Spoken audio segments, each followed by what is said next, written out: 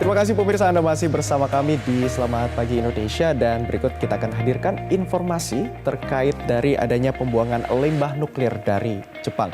Keputusan Jepang yang akan membuang jutaan ton air limbah reaktor nuklir Fukushima langsung ke laut ini mendapatkan sorotan dunia internasional. Hal ini pemirsa terkait dampak lingkungan yang bisa terjadi di beberapa negara.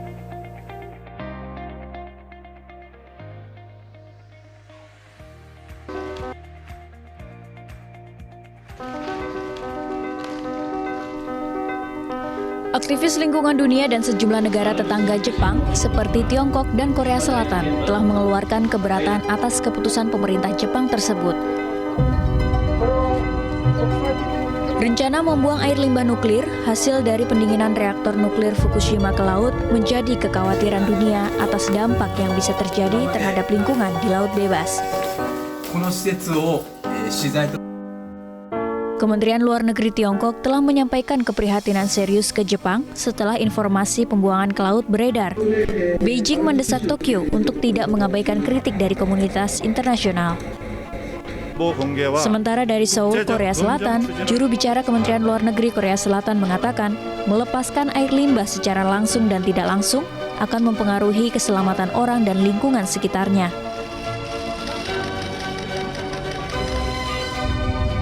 Pasca insiden Fukushima 10 tahun lalu, China dan Korea Selatan termasuk dalam 15 negara yang terus membatasi impor produk pertanian dan perikanan Jepang karena khawatir akan bahaya radiasi yang tertinggal. Tindakan Jepang yang akan membuang 1 juta ton lebih limbah dari pembangkit nuklir Fukushima yang rusak ke laut lepas juga mendapat reaksi dari parlemen di Indonesia. Sejumlah anggota DPR Republik Indonesia meminta pemerintah Indonesia tidak mengabaikan keputusan pemerintah Jepang tersebut, sebab secara geografis Indonesia tidak terlalu jauh dengan Jepang. Pemerintah diminta untuk mengambil langkah antisipasi akan adanya efek dari kebijakan pembuangan limbah nuklir yang akan dilakukan pemerintah Jepang. Pemerintah Jepang saat ini telah menyusun kebijakan dasar untuk membuang air olahan limbah nuklir Fukushima ke laut dalam 2 tahun ke depan. Kekhawatiran terkait dampak lingkungan terhadap keputusan pemerintah Jepang ini tidak hanya dari luar negeri, namun juga datang dari dalam negeri Jepang sendiri. Tim Liputan, Metro TV.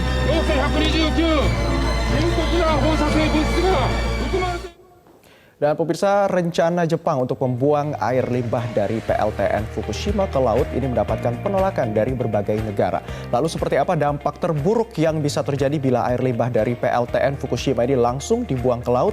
Dan seperti apa bahayanya bagi lingkungan?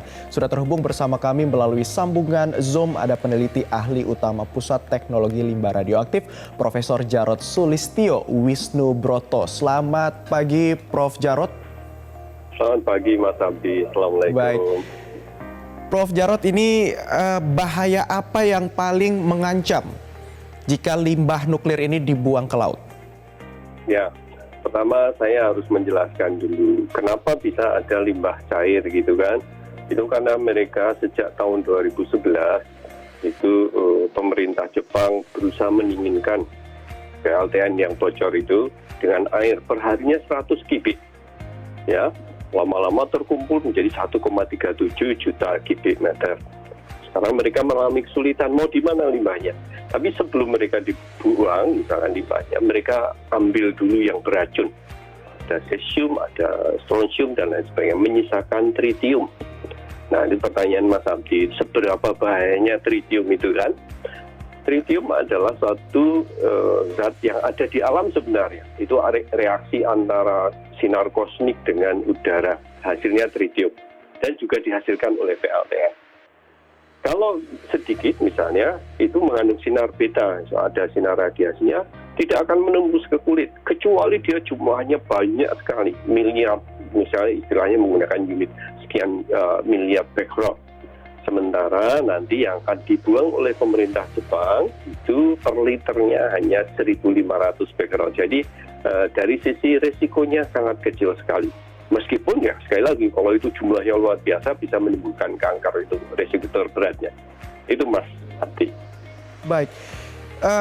Artinya ketika limbah nuklir ini dibuang ke laut itu sudah melalui proses dipisahkan dulu zat-zat radioaktifnya. Nah, apakah sebenarnya memisahkan zat-zat radioaktif ini ke buang di laut ini menjadi satu opsi, Pak? Apakah ada opsi lain gitu? Kenapa harus ke laut gitu, Pak?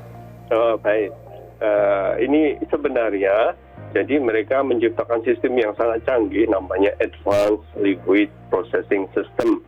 Jadi ambil saja yang beracun dulu, kemudian sisanya tritiumnya bisa dirilis ke laut. Ini sesuai dengan protokol dari, kalau kita punya PLTN, Indonesia belum punya PLTN. Ada 440 PLTN di seluruh dunia. Itu juga melakukan hal yang sama. Ya, adakah opsi yang lain itu pertanyaannya? Ya bisa juga itu disimpan lagi di tempat lain, diperluas, kapasitasnya ditambah. Sayangnya Fukushima itu sudah mencapai titik maksimumnya pada pertengahan tahun 2022, 1,37 juta kubik meter.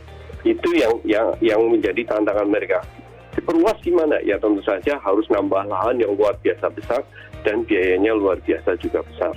Jadi itu sudah menjadi kebiasaan PLTN juga mengeluarkan tritiumnya ke laut juga. Tritium itu seperti hidrogen, seperti bagian dari air biasa, meskipun radioaktif.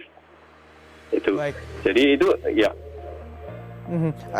Meskipun radioaktif, tapi dia sudah dalam jumlah yang kecil untuk dibuang ke laut. Nah, ini juga ada kekhawatiran dari masyarakat. Tadi juga di video sebelumnya juga ada protes langsung dari masyarakat Jepang yang mengkhawatirkan bahwa ini bisa mengkontaminasi lingkungan termasuk ikan-ikan, biota laut. Dan sebenarnya seberapa aman sih Pak ini bisa dibuang ke laut gitu agar masyarakat tahu bahwa ini kekhawatiran di masyarakat dan juga mungkin negara-negara internasional lain ini mengkhawatirkan keamanannya. Faktor keamanannya seperti apa, Pak? Baik, jadi sebenarnya Jepang juga bekerja sama, berkoordinasi dengan organisasi internasional namanya Badan Tenaga Atom Internasional, International Atomic Energy Agency. Bagaimana merilis dengan aman. Ini kan mereka mengatakan mereka akan merilis 1.500 becquerel per liter. Saya maaf menggunakan unit yang agak sulit mungkin dipahami oleh masyarakat. Sementara kalau yang membahayakan kalau itu sampai sekian miliar becquerel per liter. Nah, kenapa dipilih 1.500? Itu adalah 1/40 dari batas ambang keamanan keselamatan yang ditetapkan oleh negara Jepang sendiri atau 1/7 dari WHO, World Health Organization. Jadi mereka sudah mengatakan ini sudah aman. Nah, sekarang yang menjadi catatan, mereka mau merilisnya kemana, lewat pantai atau langsung ke laut dalam. Itu yang menjadi masalah mereka di beberapa waktu yang akan datang. Tapi caranya apa? Mereka tidak akan merilis seluruhnya sekian juta kubik meter, tapi perlahan-lahan dicoba dulu sedikit, ada dampaknya atau tidak. Nah, sekarang menjadi tantangan adalah karena ini menimbulkan persepsi buruk. Apalagi kalau nelayan di Fukushima, wah aku susah jualan ini karena Jepang sudah membuang limbah radioaktifnya ke laut. Entah itu secara sains tepat atau tidak, tapi persepsi itu kan terbentuk. Nah, aku susah juga itu, gitu. Itu menjadi tantangan tersendiri nih bagi mereka, sehingga banyak negara protes. Di samping ada masalah politik, persaingan antara Jepang dan negara tetangganya Korea dan Cina itu menjadi masalah lain di luar sains yang sebenarnya tidak jadi masalah. Baik, Prof, saya mau lebih ke teknis. Ini sebenarnya limbah yang akan dibuang ke laut ini tadi selain sudah melalui proses pasti adanya protokol keamanan sebelum dibuang ke laut. Ini yang akan dibuang ini dalam bentuk apa? Apakah dalam bentuk cairan kah atau masih ada cairan padat? Dan apa bahayanya jika terkena ataupun terkontaminasi dengan manusia, karena di laut pasti akan banyak ada aktivitas, ada penyelam, diving, penangkapan ikan dan lain-lain. Bahayanya seperti apa? Dan bagaimana dampaknya untuk Indonesia? Karena kita negara kepulauan, Pak. Baik sebenarnya begini, limbah cairnya ini berbentuknya air biasa. Karena sekali lagi tritium itu mirip, ya tritium itu hidrogen. Hanya beda sedikit dari dia mengandung radioaktif. Ya, di alam sudah ada, di air laut sudah ada, di air tanah sudah ada. Kita tiap hari berinteraksi dengan mereka meskipun sedikit. Nah, ini menjadi tantangan tersendiri. Jadi bentuknya air biasa. Kemudian kalau itu dampaknya seperti apa? Karena dia mengandung sinar beta, beta itu adalah sinar yang lemah, sehingga dia tidak akan menembus. Dan juga saya perlu sampaikan di laut sendiri itu mengandung 4 miliar ton uranium loh. Loh, besar juga ya. Nah itu sudah biasa juga, nggak masalah. Jadi sekarang gimana caranya meyakinkan masyarakat yang menjadi tantangan. Kalau kita diving misalnya, atau menyelam, berenang di situ, ya nggak masalah selama kita mengikuti protokol juga.